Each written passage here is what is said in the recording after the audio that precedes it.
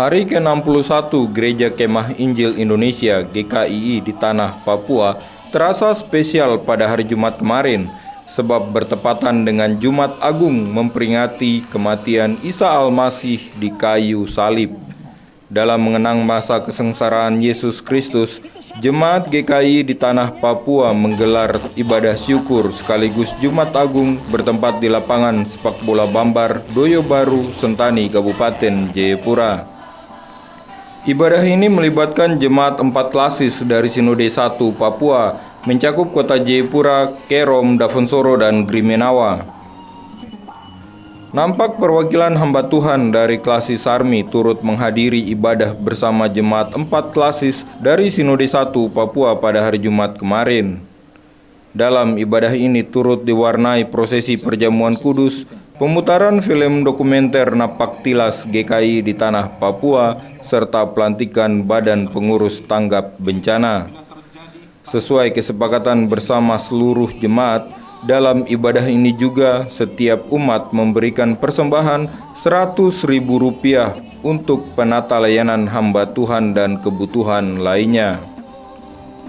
Ketua Sinode GKI di Tanah Papua, Pendeta Petrus Boyandone mengucap syukur ibadah Jumat Agung dan syukuran HUT GKI dapat berlangsung aman dan lancar.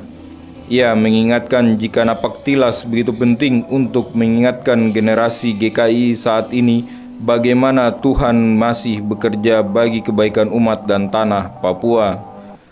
Terkait pelantikan Badan Pengurus Tanggap Bencana Yayasan Kemah Peduli, Ketua Sinode GKI di Tanah Papua menjelaskan jika pengukuhan itu merupakan satu langkah Gereja Kemah Injil memberdayakan sumber daya manusia untuk pekerjaan Tuhan di dunia.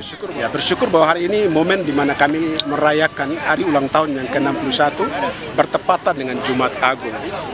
Nah, kami bersyukur bahwa kami dari beberapa klasis yang ada di Kota Jayapura, Dafensoro, Grimenawa, Sarmi, dan Kerom bisa berkumpul. Momen ini sebagai momen di mana kami terus mengikat kesatuan gereja ini, terus mengumandangkan kabar baik dari Tuhan Yesus. Di usia yang ke-61 tahun adalah usia yang cukup dewasa, dan kami rindu supaya gereja ini sungguh-sungguh menjadi gereja yang bertumbuh, bertambah, berdampak. Ayat firman Tuhan yang diambil dari Kolose pasal 2 ayat yang ke-6 dan 7. Kami sudah menerima Kristus sebagai Tuhan dan Juru Selamat. Kami terus diwajibkan untuk bertumbuh, berakar, dan dibangun di atas dasar Dia. Misi utamanya adalah penginjilan. Harus ada jiwa yang diselamatkan bagi Kristus Yesus. Haleluya. Sekretaris Pelaksana Acara Eli Dias berpesan kepada pemuda-pemudi sebagai regenerasi, sesungguhnya setiap pelayanan selalu ada harga yang harus dibayar.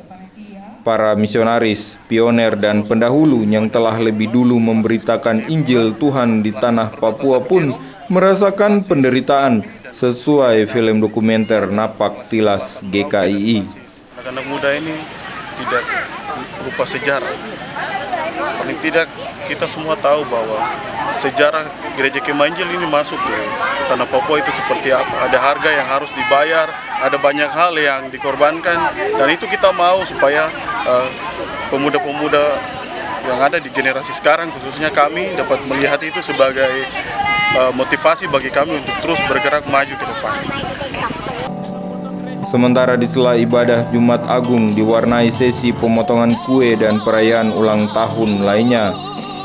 Di akhir ibadah, warga jemaat dari setiap gereja maupun unsur, baik biro dan jemaat lokal, menggelar basar makanan. Dari Kabupaten Jayapura, Papua, Jessica Vele, JTV mengabarkan.